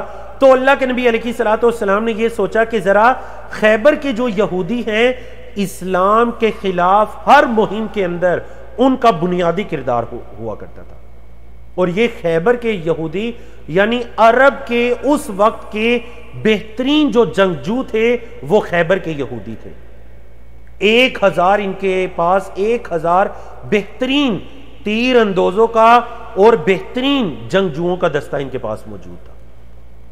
अल्लाह के नबी अलैहिस्सलाम जब मक्का के मुशरिकीन की तरफ से यमन में आते हैं तो आपने खैबर की तरफ चढ़ाई करने का इरादा किया कि ये लोग ग़ज़वा अहज़ाब में भी ये मुसलमानों के खिलाफ साजिशों के अंदर शरीक थे, और हर मौके पर इन्होंने मुशरिकीन का और यहूद का पूरा साथ दिया दीन इस्लाम के खिलाफ हर हर्जा सराई के अंदर। अब जब अल्लाह के नबी अलैहिस्सलाम ग़ज़वा खैबर में हिजरत का ये 7वां साल है, जाए वकुआ इसकी खैबर है। खैबर मदीना के शुमाल की तरफ एक इलाका है, 100-150 किलोमीटर की तकरीबन मुसाफत पर। फरीकैन, फरीके अव्वल मुसलमान हैं, फरीके दोम कौन है? वो खैबर के यहूदी हैं। सबब क्या है इसका? सुलह हुदैबिया के बाद जैसे कि मैंने बयान भी किया कि रसूलुल्लाह सल्लल्लाहु अलैहि वसल्लम जब मक्का के मुशरिकीन की तरफ से अमन हो गया तो आपने ये महसूस किया कि अब अहले खैबर से भी हिसाब चुकता कर लिया जाए जो इस्लाम के खिलाफ साजिशों में मसरूफ रहते हैं। जी, कुरान मजीद में इस गज़वे का जिक्र भी सूरतुल फतह में किया गया, और अल्लाह रब्बुल इज़्ज़त ने इस गज़वे की खुशखबरी मुसलमानों को सुलह हुदैबिया के मौके पर ही दे दी थी। वअदकुमुल्लाहु मगानिम कसीरा, अल्लाह रब्बुल इज़्ज़त ने तुम्हारे साथ बहुत सारी गनीमतों का वादा किया है। तख़ुज़ूनहा, जिनको तुम लोगे। फ़अज्जल लकुम हादिही वकफ़्फ़ ऐदियन नासी अन्कुम, अल्लाह रब्बुल इज़्ज़त ने उसको तुम्हारे लिए जल्दी किया और लोगों के हाथों को तुमसे रोक लिया। वलितकून आयतन लिलमुमिनीन वयहदियकुम सिरातम मुस्तकीमा। अल्लाहु अकबर, अल्लाहु अकबर। मगानिम कसीरा। अच्छा, अल्लाह के नबी अलैहिस्सलाम ने भी ग़ज़वा बदर में 1400 सहाबा को मुंतखब किया। ये 1400 सहाबा कौन है? ये 1400 सहाबा वही हैं जो सुलह हुदैबिया वाले सहाबा हैं। उनमें से जो फोत हो चुके वो फोत हो चुके, जितने भी सहाबा उनमें से जिंदा हैं उन सब को ग़ज़वा खैबर के लिए ले जाया गया। अल्लाह के नबी अलैहिस्सलाम को गोया अल्लाह की तरफ से पहले से खैबर की फतह की खुशखबरी दे दी गई थी। सूरतुल फतह के अंदर भी और हदीस के अंदर भी इसका इशारा मिलता है, जिनमें से एक हदीस आगे आ भी रही है। शुहदा या मकतूलीन की तादाद कितनी है? शुहदा की तादाद सिर्फ 16 है, मकतूलीन की तादाद 83 है, 83। नताइज क्या निकलते हैं? अल्लाह ने मुसलमानों को फतह नसीब की। वो एक एक ये जो अहले खैबर थे बाकी यहूदियों की तरह यानी बनो कैनुका या बनु नज़ीर या बनु कुरैज़ा की तरह, जब इन्होंने भी मुसलमानों को आते देखा इनके दिलों में अल्लाह ने रोब डाल दिया मुसलमानों का, नबी करीम सल्लल्लाहु अलैहि वसल्लम का। इन्होंने अपने आप को कलों के अंदर बंद कर लिया। खैबर के कले बड़े मशहूर कले थे। अब क्या होता है, ये 8 की तादाद में कले थे। अल्लाह रब्बुल इज़्ज़त ने मुझ तालिब इल्म को ये तौफीक अता की कि मैं इन कलों के अंदर बाकायदा गया, हमने पूरा दिन वहाँ पर गुजारा। एक तफरीही और इल्मी सफ़र में हमने मुकम्मल इन कलों का और तमाम इस सफ़र का जायज़ा लिया। जी, तो ये 8 कले थे। नबी करीम सल्लल्लाहु अलैहि वसल्लम ने एक एक करके उन कलों को फतह किया। अल्लाह अकबर। सहाबा किराम ने बड़ी वो बहादुरी का मुजाहिरा किया। हजरत अली बिन अबी तालिब रजी अल्लाह तआला अन्हु और उनके साथ दीगर सहाबा ने भी। अब जब इन लोगों ने देखा कि हमारे कले भी फतह होते जा रहे हैं और हम शिकस्त पर शिकस्त खा रहे हैं, हमारे सबसे बड़े जंगजू जो मुराहब है उसको भी कत्ल कर दिया गया, अब क्या बचा हमारे पास? तो इन्होंने कहा कि चले मुसलमानों से सुलह कर लेते हैं, मुसालहत कर लेते हैं। क्या सुलह की? कि अपने बागात से हासिल होने वाले गल्ले का निसफ मुसलमानों को बतौर जिजिया वो अदा करेंगे।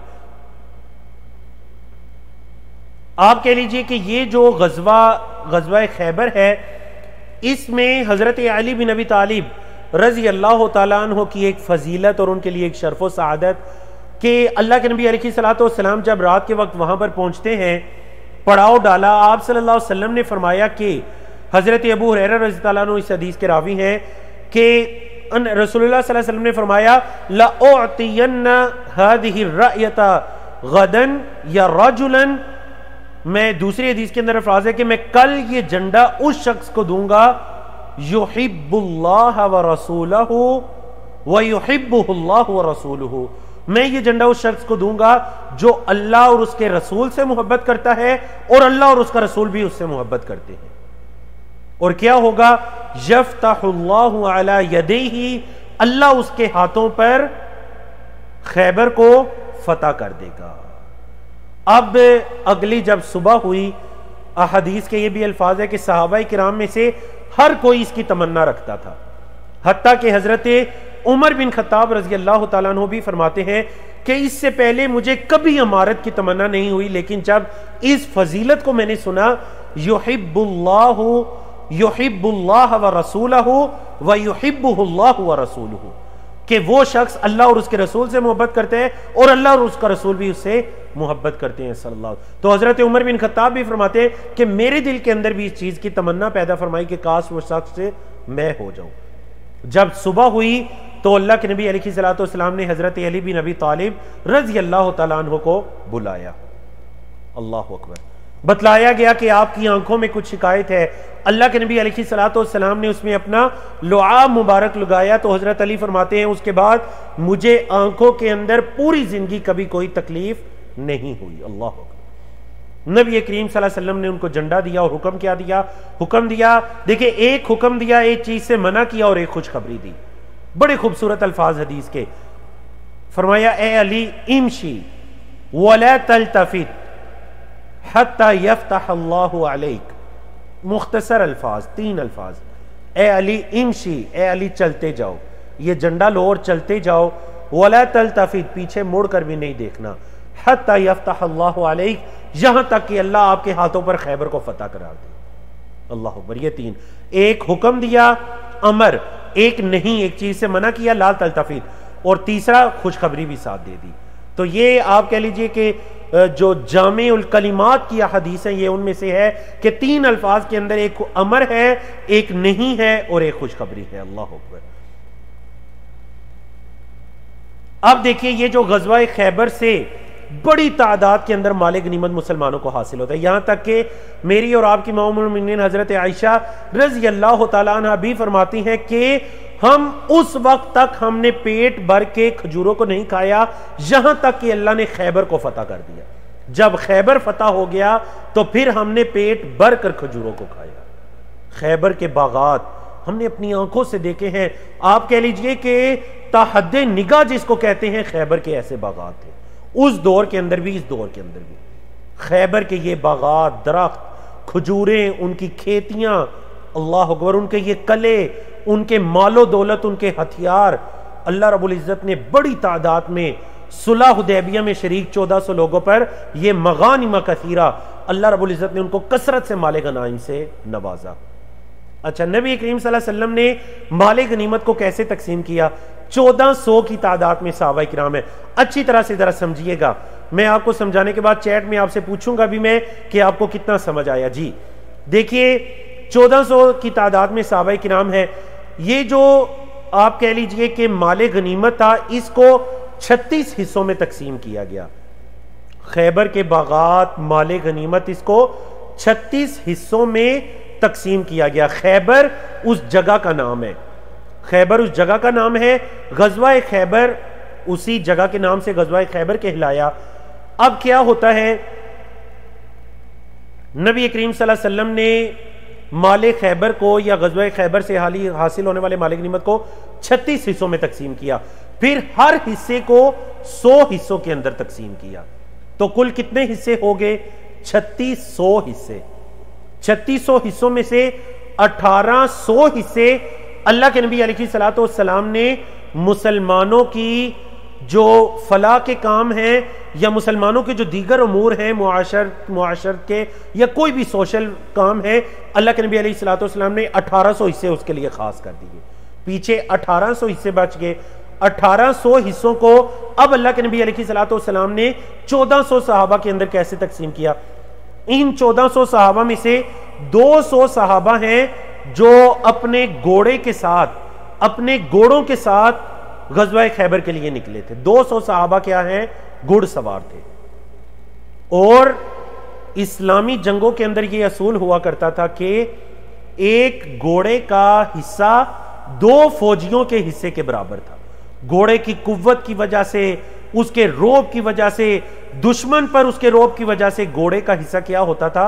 2 फौजियों के बराबर हुआ करता था। अब ये जो 200 घुड़सवार सहाबा थे, अल्लाह के नबी अलैहिस्सलातु वस्सलाम ने इनके अंदर 600 हिस्सों को तकसीम किया।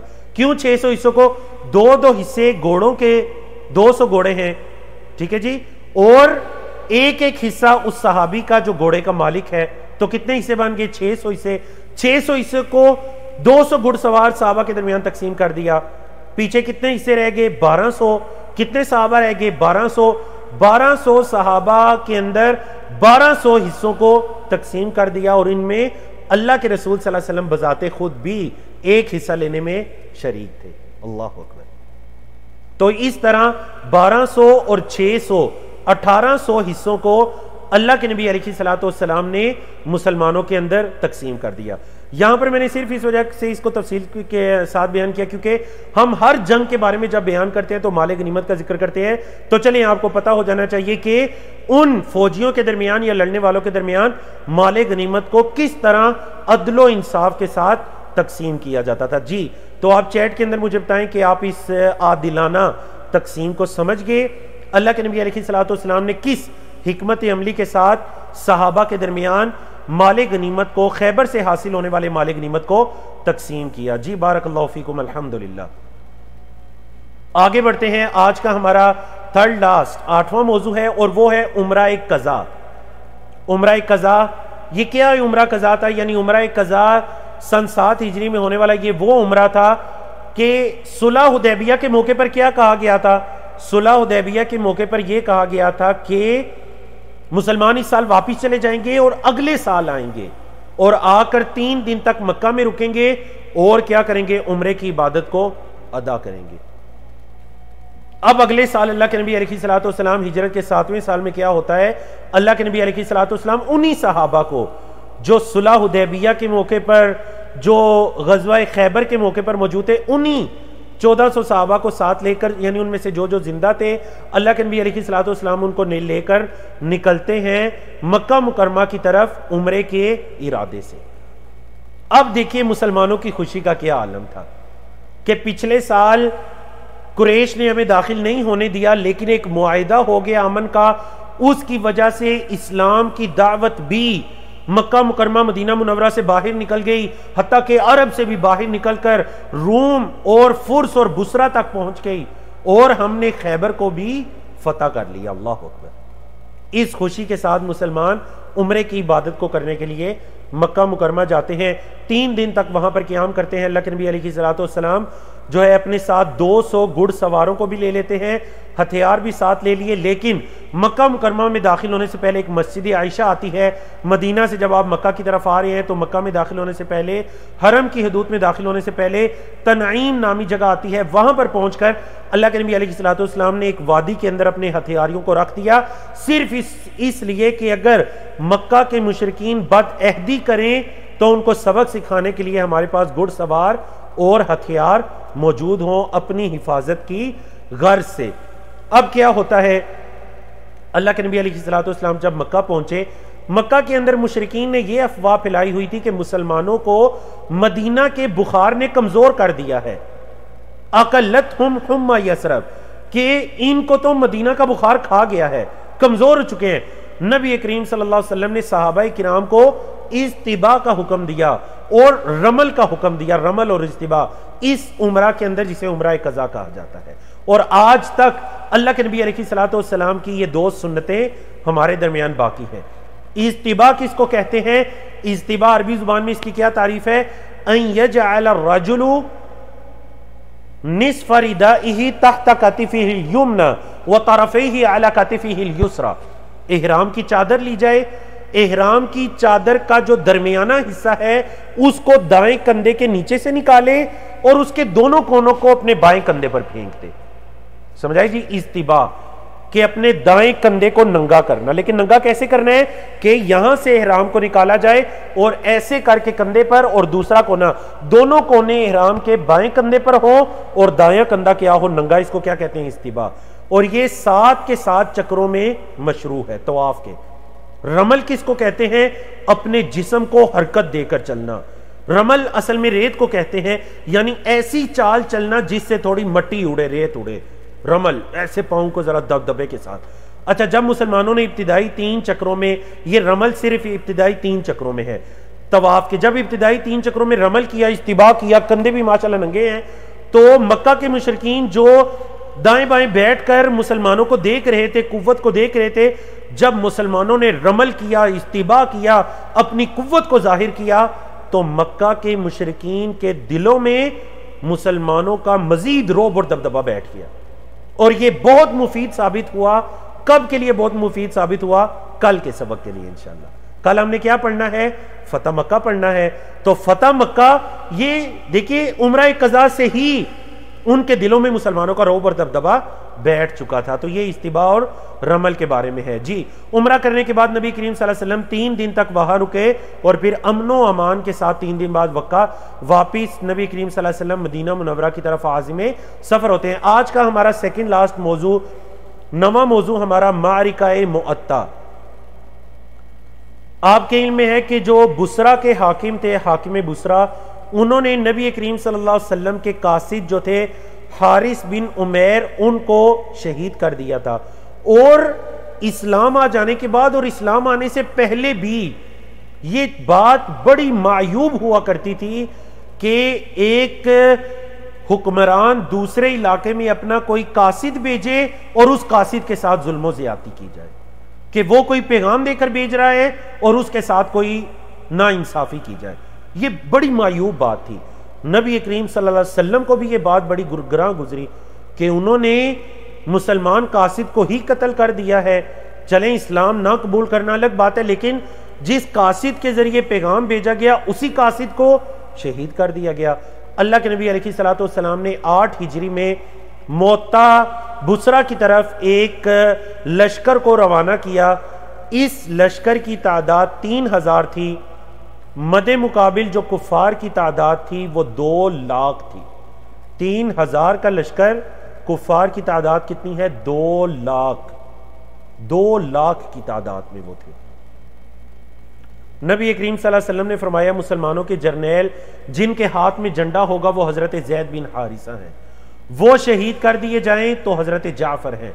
वो शहीद कर दिए जाएं तो अब्दुल्ला बिन रवाहा हैं। 3 ही अल्लाह के नबी अलैहिस्सलाम ने मुंतखब किए। अब जब ये तीनों को बारी बारी शहीद कर दिया गया तो जंग का झंडा कौन थाम लेता है? हजरत खालिद बिन वलीद रजी अल्लाह तआला अन्हु, जो कि इस्लाम कबूल कर चुके थे। आगे उसका जिक्र आ रहा है।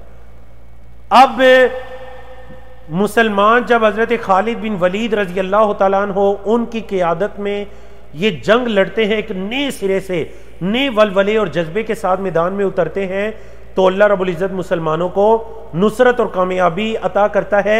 अगरचे ओवरऑल यानी उस जंग को कोई भी फतह तो नहीं हुई थी, लेकिन मुसलमान एक बड़ी तादाद के अंदर कुफार का नुकसान कर बैठते हैं। बहुत ज्यादा उनके मकतूलीन भी होते हैं, कत्ल किया जाता है उनको लोगों में। सहाबाए किराम शहीद होने वाले की तादाद कुल 12 थी। अब इस मारिकाए मुअत्ता के नताइज क्या निकलते हैं कि पूरे आलम पर, अरब और अरब से बाहर पूरे आलम पर मुसलमानों का रोब बैठ जाता है कि ये मुसलमान तो वो हैं जो 3000 की तादाद में 2 लाख के बुसरा के लश्कर से लड़ने के लिए ये तैयार हो जाते हैं। ना सिर्फ तैयार होते हैं बल्कि ये 3000 का लश्कर उनको बड़ी तादाद में नुकसान पहुंचाने के बाद सही सलामत वापिस इस्लाम की रियासत मदीना मुनव्वरा की तरफ भी लौटते हैं। अल्लाह अकबर। तो ये क्या था? मारिकाए मुअत्ता, इस्लाम का बड़ा खूबसूरत मारिका। अहदीस के अंदर इस मारिके का जिक्र मौजूद है।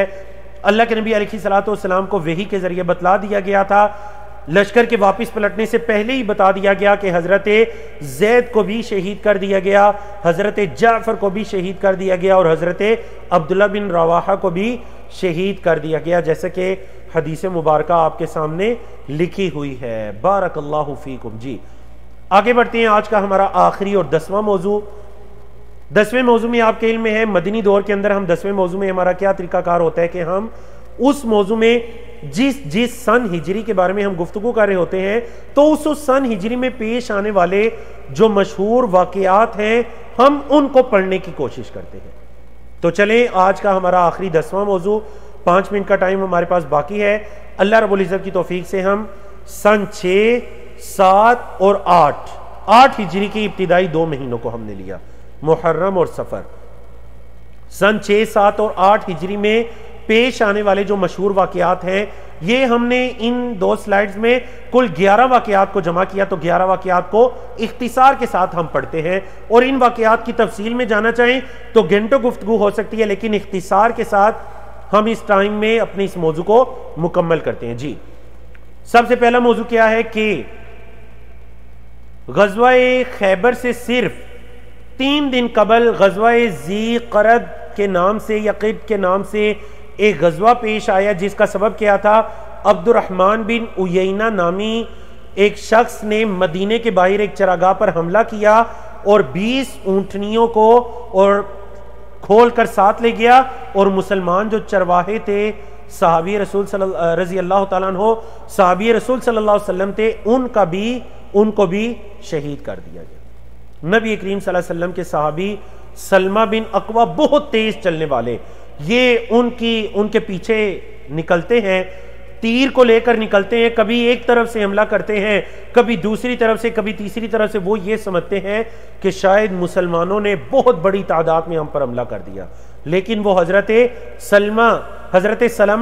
सलमा बिन अकवा अकेले थे। ये अकेले उन तमाम ऊंटनियों को भी वापस ले आते हैं। नबी करीम सल्लल्लाहु अलैहि वसल्लम 500 सहाबा की माइयत में उनके पीछे निकलते हैं। अबू कतादा रजी अल्लाह तआला अन्हु जाकर अब्दुर्रहमान बिन उयैना को पकड़ते हैं और जाकर उनको कत्ल करते हैं। बेहतरीन घुड़सवार अल्लाह के नबी अलैहिस्सलाम के सहाबी हजरत अबू कतादा रजी अल्लाह तआला। नबी करीम सल्लल्लाहु अलैहि वसल्लम ने अपने इन दोनों सहाबा के बारे में इरशाद फरमाया, सलमा बिन अकवा और अबू कतादा के बारे में कि काना खैरा फुरसान इनल यौम, आज हमारे सबसे बेहतरीन जो घुड़सवार थे वो अबू कतादा थे, और व खैरा रज्जालातिना, और जो हम में सबसे बेहतरीन पेयादा पैदल चलने वाले थे वो हजरत सलमा थे। अल्लाह अकबर। ये हमारा पहला वाकया आज का। दूसरा वाकया, इसी वाकये में, इसी गज़वा में अल्लाह के रसूल सल्लल्लाहु अलैहि वसल्लम ने सलातुल खौफ भी पढ़ी। सलातुल खौफ हालत जंग में पढ़ी जाने वाली एक नमाज है जिसके मुतादिद तरीके हैं। इस गज़वा में भी पढ़ी, लेकिन इसकी जो मशरूइयत थी वो सुलह हुदैबिया के मौके पर हुई थी। यानी सलातुल खौफ शुरू कब हुई थी? सुलह हुदैबिया के मौके पर।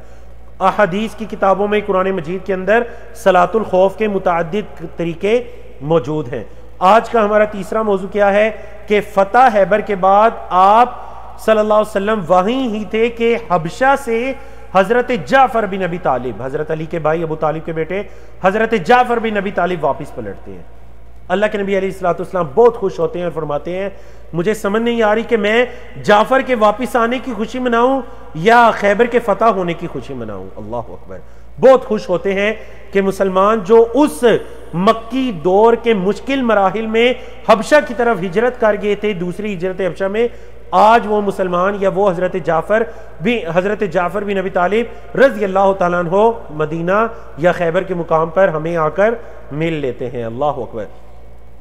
चौथा जो मशहूर वाकया वो सुलह हुदैबिया के मौके पर जब अल्लाह के रसूल सल्लल्लाहु अलैहि वसल्लम अस्फान नामी हुदैबिया के करीब अस्फान नामी जगह पर पहुंचे तो मुशरिकीन की तरफ से खालिद बिन वलीद, जिन्होंने अभी तक इस्लाम कबूल नहीं किया था, वो मुसलमानों को रोकने के लिए बाहर निकलते हैं, एक लश्कर को लेकर बाकायदा है। आप सल्लल्लाहु अलैहि वसल्लम वहां रुके, असर की नमाज का वक्त हो गया, आप सल्लल्लाहु अलैहि वसल्लम ने वहां पहली मरतबा सलातुल खौफ को पढ़ा। सलातुल खौफ वो नमाज है जब दुश्मन बिल्कुल आमने सामने हो और आपको ये खतरा हो कि अगर आप नमाज के अंदर मशगूल हो गए तो दुश्मन आप पर हमला कर सकता है, तो ऐसी हालत में जो नमाज पढ़ी जाती है वो सलातुल खौफ है। इसके मुख्तलिफ तरीके हदीस के अंदर है, जिनके बयान करने का ये वक्त नहीं। आप हदीस की किताबों में सलातुल खौफ के नाम से बाकायदा अबवाब, चैप्टर्स, वॉल्यूम मौजूद हैं, आप हदीस की किताबों में उसको देख सकते हैं। बारकल्लाहु फीकुम। पांचवा जो हमारा आज का मौजू है वो क्या मौजू है कि सुलह हुदैबिया हो चुकी है, सहाबा इकराम परेशानी के आलम में है कि ना तो हलक करवा रहे हैं और ना ही अपने इहराम खो रहे हैं। परेशानी क्या थी? परेशानी ये थी कि जब हम उम्रे के इरादे से आए हैं तो हमें मक्का के मुशरिकीन से लड़ जाना चाहिए और उम्रा किए बगैर वापिस नहीं जाना चाहिए। और क्यों हम इन शर्तों पर, और खास कर जो आखिरी शिक है, हम क्यों इस पर इत्तिफाक करें? अल्लाह के नबी अलैहिस्सलातु वस्सलाम ने सहाबाए किराम को हुक्म दिया कि आप अपने इहरामों को खोल दीजिए, अपने सरों को मुंडवा दीजिए, सरों को पहले मुंडवा कर फिर इहरामों को खोल दीजिए, जानवरों को कुर्बान कर दीजिए। लेकिन सहाबाए किराम की परेशानी का ये आलम है कि समझ नहीं आ रहा क्या हो रहा है।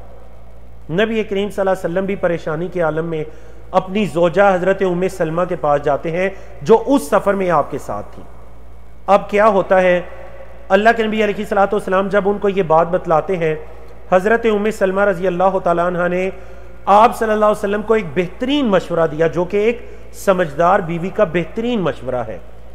कहने लगी कि आप सल्लल्लाहु अलैहि वसल्लम बाहर तशरीफ ले जाएं और आप सल्लल्लाहु अलैहि वसल्लम अपने हालिक, अपने सर को हलक करने वाले को बुलाकर अपना सर हलक करवा दीजिए और अपना इहराम खोल दीजिए। अल्लाह के नबी अलैहिस्सलातु वस्सलाम ने ऐसे किया। जब सहाबाए किराम ने देखा तो एक एक सहाबी ने उठकर अपना भी सर को हलक या तकसीर करवा कर अपने इहराम खोलना शुरू कर दिए। अल्लाह अकबर। बारकल्लाहु फीकुम। हमारा टाइम मुकम्मल हो चुका है, तो मैं आप लोगों से माजरत चाहता हूँ, अगर आप 5 मिनट का टाइम ऊपर देते हैं तो हम अपने इन मौज़ूआत को मुकम्मल करते हैं। और ये सिर्फ आज और कल का टाइम है, और आपके इल्म में है कि मदनी दौर थोड़ा सा लंबा है। मेरा ये अंदाज़ा था कि हम 1.25 घंटे के अंदर इसको मुकम्मल कर लेंगे, लेकिन मैं माजरत चाहता हूँ, चूँकि आप कह लीजिए कि वो जब इंसान पढ़ाना शुरू करता है तो सही मानों में उसको अंदाज़ा होता है, लेकिन ये सिर्फ आज और कल के लिए है। परसों का लेसन चूँकि दोहराई है तो ये सिर्फ आज और कल के लिए। बारकल्लाहु फीकुम। जी, तो हम आते हैं अपने छठे मौजू की तरफ, और वो क्या है? गज़वा खैबर के बाद भी एक गज़वा पेश आता है, और वो क्या गज़वा है? वो है गज़वा ज़ाते रिका। गज़वा ज़ाते रिका के नाम से गज़वा पेश आता है। अल्लाह के रसूल सल्लल्लाहु अलैहि वसल्लम को ये खबर मिलती है कि कबीला गतफान मदीना पर चढ़ाई का इरादा रखता है। आप सल्लल्लाहु अलैहि वसल्लम 400 लोगों को लेकर निकले। जब वहां निकले तो वो सारे अपने अपने जो जगह थी, उनकी रिहाइश थी, उसको छोड़कर भाग निकले। कोई भी मुकाबला करने के लिए तैयार नहीं हुआ। 7वां जो हमारा वाकया है वो खैबर के कैदियों में हजरत सफिया बिनते हुयई भी थी, जो कि खैबर के एक सरदार हुयई बिन अख्तब की बेटी थी। अल्लाह के नबी अलैहिस्सलातु वस्सलाम ये भी चूंकि कैदियों में थी, अल्लाह के नबी अलैहिस्सलातु वस्सलाम ने इनको इस्लाम की दावत दी, उन्होंने इस्लाम को कबूल किया। अल्लाह के नबी अलैहिस्सलातु वस्सलाम ने इनको अपनी ज़ौजियत में लिया और इनका हक महर, इनकी आज़ादी को मुकर्रर किया। आज का हमारा 8वां मौजू उम्रा क़ज़ा से वापसी पर अल्लाह के रसूल सल्लल्लाहु अलैहि वसल्लम ने मैमूना बिनतुल हारिस रज़ी अल्लाह तआला अन्हा से निकाह किया, और ये उम्महातुल मोमिनीन में से आखिरी थी, हज़रत मैमूना बिनते हारिस रज़ी अल्लाह तआला अन्हा। हमारा आज का 9वां वाक़या 8 हिजरी के इब्तिदा में ही अल्लाह के नबी अलैहिस्सलातु वस्सलाम की सबसे बड़ी साहिबजादी हज़रत ज़ैनब रज़ी अल्लाह तआला अन्हा की वफ़ात होती है, और आपको भी मकबरतुल बकी, जो मदीना मुनव्वरा के अंदर मस्जिद नबवी से मुत्तसिल जो कब्रस्तान है, मकबरतुल बकी के नाम से, बकीउल गरकत के नाम से, उसी कब्रस्तान में आपकी इन साहिबजादी हज़रत ज़ैनब रज़ी अल्लाह तआला अन्हा को दफन किया गया। 10वां हमारा आज का वाक़या क्या है कि सफ़र यानी कि 8 हिजरी का जो दूसरा महीना है, सफ़र का महीना, इस महीने में मक्का मुकरमा से हजरत खालिद बिन वलीद, आमर बिन आस और उस्मान बिन तलहा का जिक्र दोबारा आएगा कल के लेसन में भी। ये जो सहाबा हैं ये मक्का से मदीना आते हैं और इस्लाम कबूल करते हैं। नबी करीम सल्लल्लाहु अलैहि वसल्लम ने सहाबा से फरमाया, लक़द रमतकुम मक्कतु बिफलाजाति अक़बादिहा, आज तो मक्का ने तुम्हें अपने जिगर के टुकड़े दे दिए हैं। अल्लाह अकबर। मक्का ने आज तुम्हें अपने कीमती तरीन लोग जिगर के टुकड़े दे दिए। और वो कौन कौन है? खालिद बिन वलीद और आमर बिन आस और उस्मान बिन तलहा रजी अल्लाह ताला अन्हुम। इनके इस्लाम का वाकया भी पेश आता है। और आज का 11वां और आखिरी मौजू क्या है? और वो है फतह हैबर के बाद आप सल्लल्लाहु अलैहि वसल्लम को एक यहूदिया औरत ज़ैनब बिनते हारिस की तरफ से जहर आलूद बकरी दी जाती है। अल्लाह के नबी अलैहिस्सलातु वस्सलाम जब उसका एक लुकमा अपने मुबारक मुंह में डालते हैं, आपको बतला दिया जाता है वही के जरिए कि इसमें जहर है। अल्लाह के नबी अलैहिस्सलातु वस्सलाम उसको थूक देते हैं, लेकिन एक सहाबी रसूल हजरत बिशर रजी अल्लाह ताला अन्हु, चुके वो उसको खा चुकते हैं, वो उसी से शहीद हो जाते हैं, उसी जहर आलूद गोश्त को खाने की वजह से। तो उनके किसास के तौर पर ये जो औरत थी ज़ैनब, इनको भी कत्ल कर दिया जाता है। अल्लाह अकबर। तो अल्लाह रब्बुल इज़्ज़त की तौफीक से हमने अपनी आज के 10 मौज़ूआत को मुकम्मल किया। तो जी चैट में आप मुझे बताइए कि नुक्ता तालीम हम मुकम्मल कर दें या फिर हम इसको जब स्लाइडें आपको मिलेंगी तो आप खुद से इसको पढ़ लेंगे। मुकम्मल कर दिया जाए या आप खुद से इसको पढ़ लेंगे? बारकल्लाहु फीकुम। आपकी इजाज़त से मैं इसको मुकम्मल करता हूँ और अपनी पूरी टीम की इजाज़त से मैं इसको मुकम्मल करता हूँ। सीरत से मुतालिक आज का नुक्ता तालीम अल्लाह के रसूल सल्लल्लाहु अलैहि वसल्लम के मोजज़ात के बारे में है। सुलह हुदैबिया के मौके पर यह हुआ कि मुसलमान लश्कर के पास पानी का कहत पड़ जाता है, पानी कोई नहीं। अब नमाज भी पढ़नी है, वुज़ू भी करना है। अल्लाह के नबी अलैहिस्सलातु वस्सलाम ने एक बर्तन मंगाया। बर्तन को मंगा कर अल्लाह के नबी अलैहिस्सलातु वस्सलाम ने उस बर्तन के अंदर थोड़ा सा पानी था, अल्लाह के नबी अलैहिस्सलातु वस्सलाम ने अपने मुबारक हाथ को उस बर्तन में रख दिया। ये एक खुले मुंह वाला प्याला था। जब अपने हाथ मुबारक को उस बर्तन में रखा, हजरत अनस फरमाते हैं कि फजअलतु अंजुरु इलल माई यंबुउ मिन बैनि असाबिही। यंबुउ कहते हैं, आपने कभी जमीन से पानी के चश्मे को निकलते हुए देखा, पानी का फूट पड़ना? तो मैंने देखा अल्लाह के नबी अलैहिस्सलातु वस्सलाम की मुबारक उंगलियों के दरमियान से पानी के चश्मे फूट पड़े। अल्लाह अकबर। ये अल्लाह के नबी अलैहिस्सलातु वस्सलाम का क्या था? मोजज़ा था। बारकल्लाहु फीकुम। समझा गए जी? तो ये अल्लाह के नबी अलैहिस्सलातु वस्सलाम का क्या था? मोजज़ा था। अल्लाह के नबी अलैहिस्सलातु वस्सलाम के कई एक मोजज़ात हमें अहादीस की किताबों में मिलते हैं। मोजज़ात देखिए, मैं और आप कभी आम गुफ्तगू में ये कह देते हैं कि अल्लाह की तरफ से कोई मोजज़ा हो जाए, तो अपनी इस्लाह कर लीजिए। मोजज़ात अंबिया और रसूल के अलावा किसी के साथ नहीं होते। हाँ, अल्लाह की औलिया के साथ जो होती हैं वो करामात हैं, वो करामात हैं, वो मोजज़ात नहीं है। मोजज़ात अंबिया और रसूल के साथ खास होते हैं। अच्छा जी, हमारे नबी करीम सल्लल्लाहु अलैहि वसल्लम को भी बहुत से मोजज़ात अता किए गए, पहले अंबिया रसूल को भी मोजज़ात अता किए गए। कुरान मजीद के अंदर भी कई एक मोजज़ात का जिक्र है। नबी करीम सल्लल्लाहु अलैहि वसल्लम के मोजज़ात हदीस की किताबों में मौजूद हैं। पत्थर का आपको सलाम करना, मरीजों का अल्लाह के हुक्म से शिफायाब होना, लकड़ी के तने का रोना। अल्लाह के नबी अलैहिस्सलातु वस्सलाम एक लकड़ी के तने पर टेक लगाकर या हाथ रखकर खुतबा दिया करते थे। जब आप सल्लल्लाहु अलैहि वसल्लम के लिए मिंबर बना दिया गया, आपने उस तने को दूर किया तो उस तने ने बच्चों की तरह रोना शुरू कर दिया। अल्लाह अकबर। ये भी एक मौजज़ा था।